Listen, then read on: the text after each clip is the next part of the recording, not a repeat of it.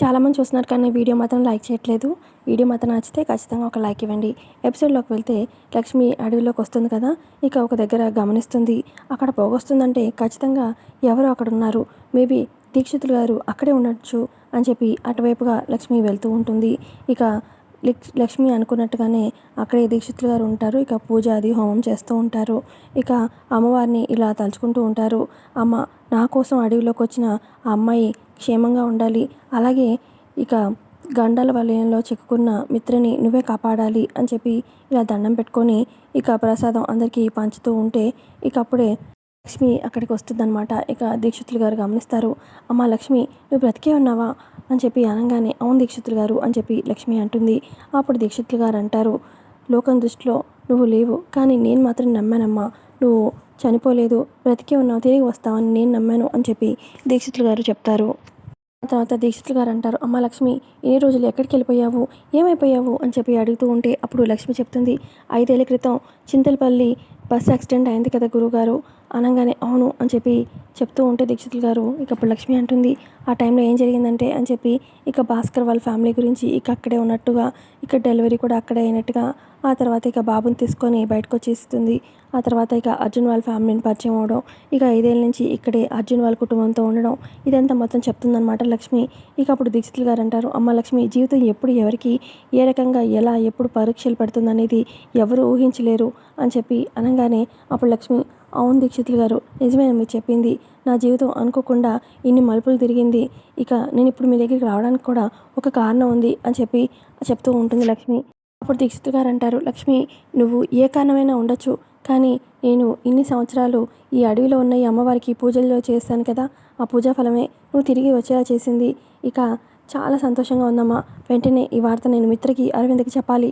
వాళ్ళ కళ్ళల్లో ఆనందం చూడాలి అని చెప్పి అనగానే, అయ్యో దీక్షితులు గారు, ఆ పని మాత్రం చేయకండి, నన్ను అజ్ఞాతంలోనే ఉండనివ్వండి. అదేంటమ్మా లక్ష్మి అని చెప్పి దీక్షితులు గారు అంటూ ఉంటే, నా గురించి మీరు కనుక నిజం బయట పెట్టేస్తే ఇక నేను చేసిన త్యాగానికి విలువ ఉండదు. ఎందుకంటే మనీషా మామూలుది కాదు అని చెప్పి లక్ష్మి చెప్తూ ఉంటే అప్పుడు దీక్షితులు గారు, నువ్వు చెప్పింది నిజమే, మనీషా మామూలుది కాదు, ఎవరిని ఏమైనా చేయగలదు, మనుషుల్నే మార్చేయగలదు అని చెప్పి మనీషా గురించి దీక్షితులు గారు చెప్తూ ఉంటే అప్పుడు లక్ష్మి, అవును దీక్షితులు గారు, అందుకే నేను చేసిన త్యాగానికి విలువ ఉండాలంటే, నందన్ కుటుంబం క్షేమంగా ఉండాలంటే ఇదంతా చెప్పాల్సిందే, చేయాల్సిందే, నేను దూరంగా ఉండాల్సిందే ఈ కుటుంబానికి అని చెప్పి లక్ష్మి చెప్తుంది. తర్వాత దీక్షితులుగా చెప్తారు, లక్ష్మి నీకొకటి చెప్పనా, మిత్ర అలాగే అరవింద వాళ్ళకి తెలీదు, మిత్ర ప్రజెంట్ ఈ అడవిలోనే ఉన్నాడు, తనకి తెలీదు తన భార్యను కాపాడడం కోసమే ఈ అడవిలోకి వచ్చాడని, ఇక అరవిందకు కూడా తెలీదు తన కోడల కోసమే ఈ అడవిలోకి వచ్చిందని అనగానే, ఏం మాట్లాడుతున్నారు దీక్షితులు గారు అని చెప్పి లక్ష్మి షాక్ అవుతుంది. అవును, నేను చెప్పింది నిజం, ఇక నీకోసమే వాళ్ళిద్దరు అడవిలో ఉన్నారు. మిత్రకి మళ్ళీ గండాలు చుట్టుముడుతున్నాయి, ఏ క్షణమైనా మిత్రకి ప్రమాదం ఎటువైపైనా రావచ్చు అని చెప్పి చెప్తూ ఉండగా ఇక పులి సౌండ్ వినిపిస్తుందన్నమాట.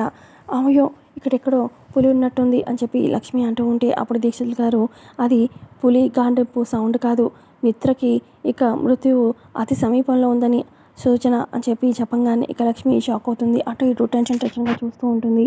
అప్పుడు ఇక లక్ష్మి అక్కడే ఉన్న అమ్మవారికి దండం పెట్టుకుంటూ ఉంటుంది. నాకు పొద్దునొచ్చిన కళ అస్సలు నిజం అవ్వకూడదు, మిత్రగారికి మృత్యువు ఎటువైపు నుంచి రాకూడదు నేనుండగా అని చెప్పి లక్ష్మి దండం పెట్టుకుంటూ ఉంటుంది. మరోపక్క మిత్ర, ఎవరు ఈ అమ్మాయి ఈ జంగల్లోకి వచ్చింది, అమ్మాయిని కనిపెట్టాలి అని చెప్పి అటు ఇటు వెతుకుతూ ఉంటాడు. ఇక మరోపక్క ఎస్ఐ కూడా వెతుకుతూ ఉంటాడు. ఇటుపక్క అరవింద్ ఏమో మిత్ర మిత్ర అనుకుంటూ అడవిలో తిరుగుతూ ఉంటుంది. ఇక ఒక ప్లేస్కి వచ్చేసరికి ఎదురుగా పెద్ద పులి కనిపించడంతో ఇక అరవింద షాక్ అవుతుంది.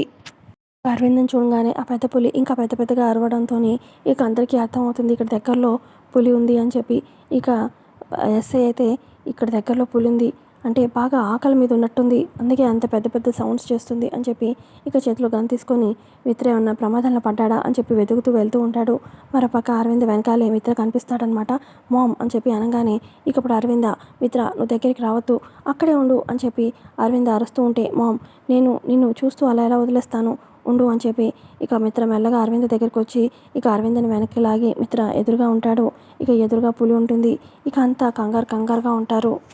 పక్క లక్ష్మి, మిత్ర గారు ప్రమాదంలో ఉన్నట్టున్నారు, ఇప్పుడు ఏం చేయాలి అని చెప్పి ఇక అక్కడే కానిస్టేబుల్ ఉంటారు కదా, ఇక వాళ్ళ చేతిలో గన్ తీసుకొని ఇక ఒక్కసారిగా ఆకాశంలో గన్తో పేల్చేస్తుంది. ఇక సౌండ్తోని అక్కడే ఉన్న పెద్ద పులి గబగబా అక్కడి నుంచి పరిగెత్తుకొని వెళ్ళిపోతుంది. ఆ తర్వాత ఇక అరవింద భయంతోని మిత్రుని హక్ చేసుకుంటుంది. ఆ తర్వాత ఇక ఎస్ఐ వస్తాడనమాట. ఏంటి అరవింద మేడం, మీరు కూడా ఈ అడవిలోకి ఎందుకు వచ్చారు, అసలు ఇంత ప్రమాదం ఎందుకు కొని తెచ్చుకున్నారు అని చెప్పి ఎస్ఐ అంటూ ఉంటాడు. ఏం కాలేదు కదా, క్షేమంగానే ఉన్నారు కదా అని చెప్పి ఎస్ఐ అంటూ ఉంటే అప్పుడు మిత్ర అంటాడు, మీరు టైంకి వచ్చారు, గన్ పేల్చకపోతే మా పని అయిపోయేదే అని చెప్పి మిత్ర అంటూ ఉంటే, గన్ పేల్చింది నేను కాదే, ఇక్కడ అడవిలో కొంత దగ్గరలో దీక్షితులు గారు ఇక్కడే ఉన్నారు, మేబీ దీక్షితులు గారి దగ్గర వేరే ఉన్నారు కదా కానిస్టేబుల్స్, వాళ్ళు ఏమైనా చేశారేమో అనగానే పదండి చూద్దాము అని చెప్పి ముగ్గురు దీక్షితులు గారి దగ్గరికి బయలుదేరుతారు. దీక్షితులు గారు శిష్యులు వాళ్ళు చూస్తారనమాట. దీక్షితులు గారు అక్కడ మిత్ర వాళ్ళు అలాగే అరవింద వాళ్ళు వస్తున్నారు మనల్ని కలవడానికి అని చెప్పి అనగానే ఇక లక్ష్మి చూస్తుంది. ఇక మొహం దాచిపెట్టుకుంటూ ఉంటుంది. కంగారు పడిపోతూ ఉంటే ఇక అప్పుడు లక్ష్మి అంటుంది, దీక్షితులు గారు మీరు మాత్రం ఎట్టి పరిస్థితుల్లో మిత్ర గారికి అరవింద గారికి నేను బ్రతికే ఉన్న విషయం అస్సలు తెలియకూడదు, నేను అస్సలు బ్రతుకున్న విషయం తెలియకూడదు, మీ ద్వారా తెలిస్తే మాత్రం ఇక నా మీద ఒట్టే అని చెప్పి ఒట్టు వేసుకుంటుంది. అప్పుడు దీక్షితులు గారు అంటారు, అదేంటమ్మా లక్ష్మి, ఇన్నాళ్ళు అజ్ఞాతవాసం చేశావు, ఇక నువ్వు మిత్రతో కలిసిపోతే బాగుంటుందని నా ఉద్దేశం అనగానే, లేదు లేదు లేదు అలా జరగడానికి వీల్లేదు, మీరు మాత్రం నా గురించి అస్సలు చెప్పొద్దు అని చెప్పి లక్ష్మి ఒట్టు వేసుకుంటుంది. ఆనందం కుటుంబ క్షేమం కోరుకునే వాళ్ళైతే నా ఒట్టుని గౌరవించండి దీక్షితులు గారు అని చెప్పి లక్ష్మి చెప్పడంతో, నా నోరు కట్టేశావు లక్ష్మి అని చెప్పి దీక్షితులు గారు అంటారు. ఆ తర్వాత ఇక లక్ష్మి తన కొంగు మోహన వేసుకుంటుంది అనమాట, ఫేస్ కనిపించకుండా. ఆ తర్వాత దీక్షితులు గారు ఎదురు వెళ్తారు అరవింద వాళ్ళకి. అరవింద నీకేం కాలేదు కదా అని చెప్పి అడుగుతారు. నాకేం కాలేదు, బాగానే ఉన్నాము అని చెప్పి అరవింద చెప్తుంది. ఆ తర్వాత ఎస్ఐ ఇటు ఆ అమ్మాయి వచ్చిందని తెలిసింది, వాకీ టాకీలో చెప్పారు అని చెప్పి అనగానే, అదిగో ఆ అమ్మాయి కూడా క్షేమంగానే ఉంది, అక్కడ ఉంది అని చెప్పి దీక్షిత్ గారు చూపిస్తారనమాట. ఇక అప్పుడు అరవింద అంటుంది, పోన్లే మేము ఈ అడవిలోకి ఆ అమ్మాయిని కాపాడడానికి వచ్చాము, ఆ అమ్మాయి కూడా క్షేమంగా ఉంది, అది చాలు అని చెప్పి అంటుంది అరవింద. అప్పుడు ఆ అమ్మాయి గురించి ఇక దీక్షితులు గారు ఇలా చెప్తూ ఉంటారు, ఆ అమ్మాయి నిజంగా తన కుటుంబం గురించి ఆలోచిస్తుంది, తన గురించి ఏమాత్రం పట్టించుకోదు, త్యాగం అంటే ఆ అమ్మాయిని చూసి నేర్చుకోవాలి, తన గురించి ఎప్పుడు కూడా ఆలోచించదు, అసలు స్వార్థం అంటూ తెలియదు, కుటుంబం కోసమే, ఇక కుటుంబం ఎప్పుడు క్షేమంగా ఉండాలని తాపత్రయపడుతుంది అని చెప్పి ఇక లక్ష్మి గురించి గొప్పగా చెప్తూ ఉంటే అప్పుడు అరవింద, ఇలాంటి వాళ్ళు ఈ రోజుల్లో ఎక్కడుంటారు, కుటుంబం గురించి ఆలోచించి తనని తాను వెలివేసుకున్న వాళ్ళు ఎవరుంటారు అని చెప్పి ఇక లక్ష్మి దగ్గరకు వస్తుందన్నమాట అరవింద. అమ్మ, నీ గురించి దీక్షితులు గారు చెప్పిన మాటలు అర్థమైంది, నీ గొప్పతనం ఏంటో. అలా మాట్లాడుతూ ఉంటే, ఏంటమ్మా నేను ఇంత మాట్లాడుతున్నాను, నువ్వు ఒక్కసారి కూడా తిరిగి ఒక్క మాట కూడా మాట్లాడలేదు, ఏది ఒకసారి తిరుగు అని చెప్పి లక్ష్మిని అడుగుతుంది. ఇక లక్ష్మి టెన్షన్ పడుతూ ఉంటుంది. లక్ష్మి ఎంతకీ మాట్లాడకపోయేసరికి లక్ష్మి భుజం మీద చేయబోతుంటుంది అరవింద. ఇక అప్పుడే దీక్షితులు గారు అరవింద అని చెప్పి అనగానే అరవింద ఆగిపోతుంది.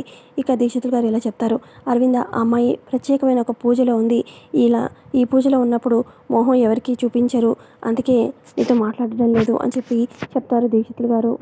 తర్వాత దీక్షితులు గారు అంటారు, అవును అరవింద, ఇంతకీ నన్ను కలవడానికి ఎందుకు వచ్చారు అనగానే అప్పుడు అరవింద, అది నా కోడలు అని చెప్పి అనగానే ఇక లక్ష్మి మిత్ర అలా చూస్తూ ఉంటారు. ఇకప్పుడు అరవింద అనుకుంటుంది, మిత్ర ఉండగా నేను లక్ష్మి గురించి ఎలా మాట్లాడను అని చెప్పి ఆగిపోతుంది. చెప్తూ ఆగిపోయావేంటి అరవింద, చెప్పు అని చెప్పి దీక్షితులు గారు అంటూ ఉంటే, నేను చెప్తా దీక్షితులు గారు అని చెప్పి మిత్ర స్టార్ట్ చేస్తాడు. దేని గురించి మాట్లాడాలనుకుంటుందో నాకు తెలుసు అనగానే, దేని గురించి అని చెప్పి దీక్షితులు గారు అంటూ ఉంటే, తన కోడలు గురించి అని చెప్పి మిత్ర చెప్తాడు. అరవింద్ కోడల గురించా అని చెప్పి దీక్షితులు గారు అంటూ ఉంటే, అవును అని చెప్పి మిత్ర అంటాడు. ఇక లక్ష్మి ఏంటిది, ఏమై ఉంటుంది అన్నట్టుగా చూస్తూ ఉంటుంది.